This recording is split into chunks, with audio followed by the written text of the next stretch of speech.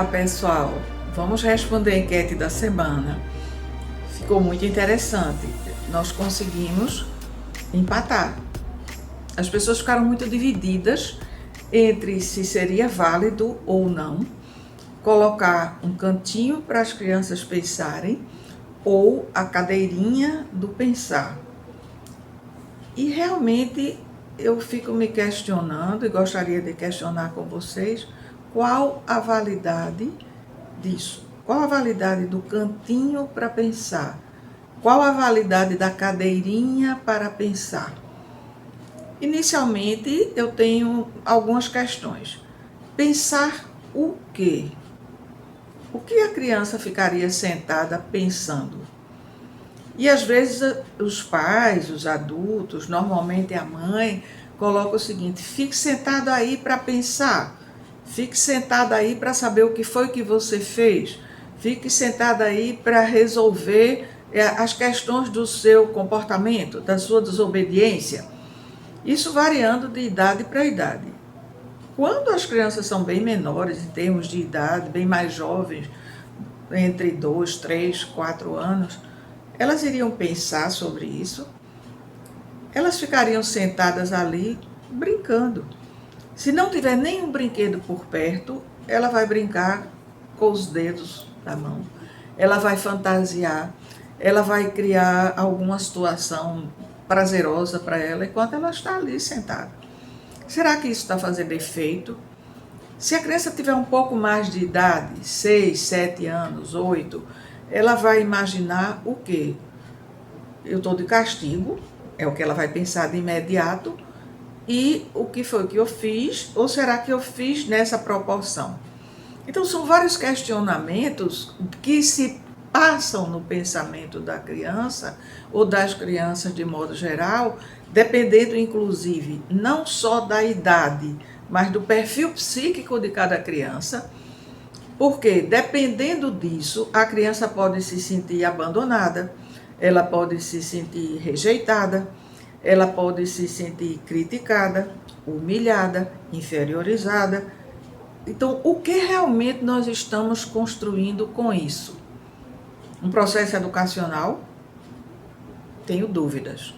Porque se não é dito para a criança, como até já discutimos num vídeo anterior, o motivo, a causa, a consequência, o porquê aquilo está errado, ou melhor dizendo, inadequado, e o que nós deveríamos construir com essa criança em termos de reflexão, para que ela possa depois nos trazer resultados e os resultados serem, acima de tudo, benéficos para ela e benéficos para a educação. É muito interessante porque às vezes o adulto que está com a criança está num momento de muita ocupação, está às vezes num momento de irritação, está num momento de agitação de ideias e de tarefas e coloca a criança sentada, segundo o script, para pensar, que na verdade é para deixar a criança contida por um tempo. Esse tempo às vezes até excede, tem criança até que adormece nesse cantinho ou nessa cadeirinha, de tanto tempo que fica ali sem ter o que fazer. As crianças que são mais acomodadas, porque as que são menos acomodadas, elas vão gritar, elas vão perguntar se já pode sair, se já está bom, por que ela tem que ficar muito tempo ali, e assim sucessivamente. Então, voltando um pouco, eu acredito que o adulto também aproveita um pouco, vamos colocar assim, dessa situação para dizer, a criança fica ali por um tempo, enquanto eu faço tal coisa, enquanto eu atendo o telefone, enquanto eu dou uma olhada no que eu estou escrevendo, o contato que eu estou fazendo, enfim, beneficia em alguma coisa. Mas a minha pergunta é, beneficia a educação? A criança pensa o quê? Quando eu digo a ela, fique ali para pensar no que você fez. E o que foi que eu fiz? E onde é que está errado? E por que é que eu não posso fazer isso? E muitas vezes o que a criança fez, que é considerado errado, inadequado pelo adulto, é responsivo. Ela foi pressionada de alguma maneira, ela foi impedida de alguma coisa, ela foi contrariada em algo e ela está apenas respondendo de acordo com o próprio perfil psíquico, de acordo com o próprio desejo, com as próprias motivações. Daí vocês podem me perguntar, e aí, nós vamos deixar as crianças fazerem tudo o que elas querem? Vamos deixar elas transformarem a vida, a casa, num processo de destruição? Não estou colocando isso. O que eu estou colocando é o seguinte, vamos trazer essa criança e perguntar para ela, você acha que está correto isso que você fez? Olha com o seu movimento que você bateu, correu, quebrou. Aqui na sala, por exemplo, é lugar de jogar futebol? Porque aí bateu em alguma coisa, quebrou, irritou o adulto, etc. E aí essa criança fica de castigo. Mas ela fica de castigo porque quebrou, ela fica de castigo porque jogou futebol na sala, ela tem um espaço para jogar futebol.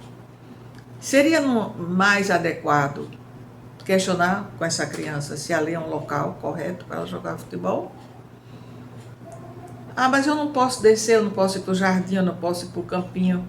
Muito bem, eu concordo que você está impedido, inclusive agora, por uma questão de saúde e de uma série de coisas.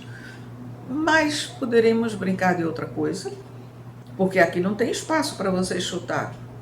Se você chutar, você vai bater nas coisas. E as pessoas me dizem, mas eu não tenho essa paciência. Tudo bem. Então, nós não estamos educando. Nós estamos punindo a criança, inclusive pela nossa falta de paciência. Porque eu não acredito que o adulto não consiga argumentar com a criança. Não acredito nisso. Por mais inteligente que seja essa criança, mesmo que ela já tenha 7 anos, 8, 9, até 10 anos de idade, que já tem uma lógica mais organizada, que já tem muito mais argumentos, o adulto se inferioriza diante disso. Eu tenho outra pergunta, será que esses adultos não estão com medo dessa criança? E aí eles usam a força, eles usam a punição, eles usam o poder que eles têm sobre essa criança, colocando na cadeirinha do pensar, no cantinho do pensar, que não deixa de ser um castigo? Para as pessoas que colocaram que concordam, eu acredito que elas estão seguindo muito o tradicional.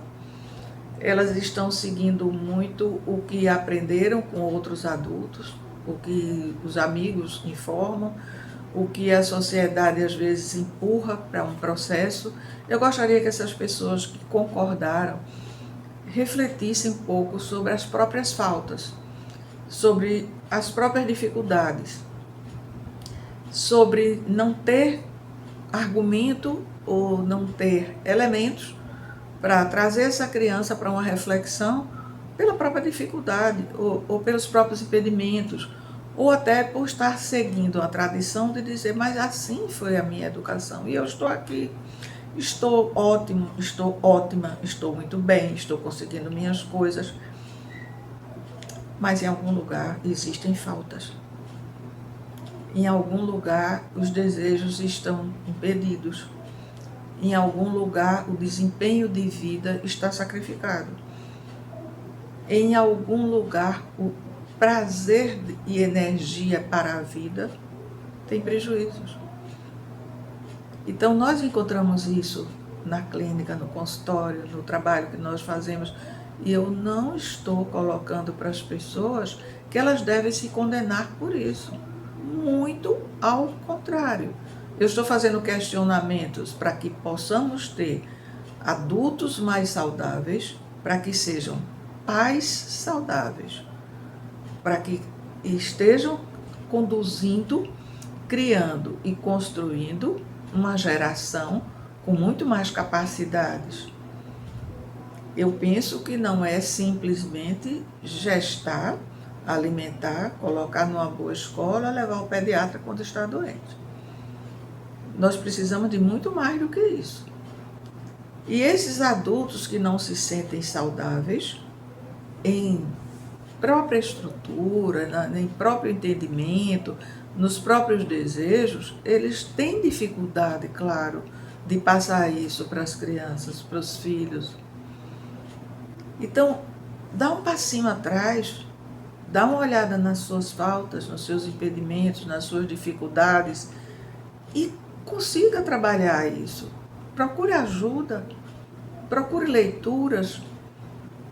Tem muito material bom escrito no próprio YouTube. Vocês encontram muitas orientações de profissionais que podem favorecer para que vocês se organizem de forma mais saudável. E quando a gente está falando disso, nós estamos falando de vida, nós estamos falando de desejo, de prazer, nós estamos falando de objetivos, nós estamos falando de planos de vida, nós estamos falando de sexualidade. Porque tudo isso eu acabei de colocar agora é igual a sexualidade, que é uma energia para a vida, que é uma energia para a conquista, que é uma energia para resultados. E muitas vezes a pessoa tem resultados fantásticos profissionais, mas tem uma vida afetiva sexual muito precária, com muitas dificuldades, com muitos desencontros. E cada vez mais nós estamos vendo separações. E quase sempre as separações são em função de discórdias. E discórdias trazem ausência de comunicação. Então, se os adultos não se comunicam com clareza, com objetividade, nós até fizemos um vídeo sobre isso, que mais na frente vocês vão encontrar no nosso canal Desejantemente no YouTube. Aguardem um pouquinho que deve sair agora no próximo mês. Mas, enfim, essa ausência de comunicação, que é aquela parte mais objetiva, mais direta, mais transparente, onde eu falo dos meus pensamentos, dos sentimentos, do que eu gostaria que fosse, para compartilhar com o outro. Se o adulto não consegue fazer isso entre eles, ele não vai conseguir fazer com a criança, até porque acha que a criança não tem capacidade de compreender, não tem capacidade de perceber, ela está ali para isso mesmo, para cumprir, para obedecer, e muitas vezes o adulto coloca nessa criança todas as suas frustrações, tudo aquilo que não conseguiu realizar, e tem medo, inclusive, que essa criança venha a reproduzir o que foi inadequado para si. Mas muitas vezes esse medo faz com que a pessoa condicione o processo para ir para lá, para aquilo que não deseja. Então eu fico muito gratificada que algumas pessoas já pensam que não dá resultado. Isso é muito bom. E para as pessoas que ainda pensam que daria resultado, eu gostaria que elas refletissem um pouco mais. Procurem ajuda.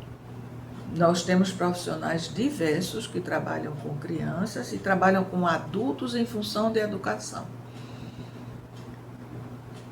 Vamos partir para outras discussões. Vamos ver como é feito esse processo casa-escola, que é um provável vídeo que eu vou colocar na próxima semana, porque também é um outro problema que nós encontramos com muita facilidade e que os adultos trazem muita dificuldade nessa relação. Eu estou gostando muito desse processo, eu não sei para vocês como é que está sendo, mas nós temos excelentes trocas. E vocês estão me trazendo realmente material para cada dia mais, melhor dizendo, poder retornar para vocês com situações mais positivas. Muito obrigada sempre pela colaboração, pela participação, e é um prazer estar com vocês discutindo esses assuntos. Até a próxima.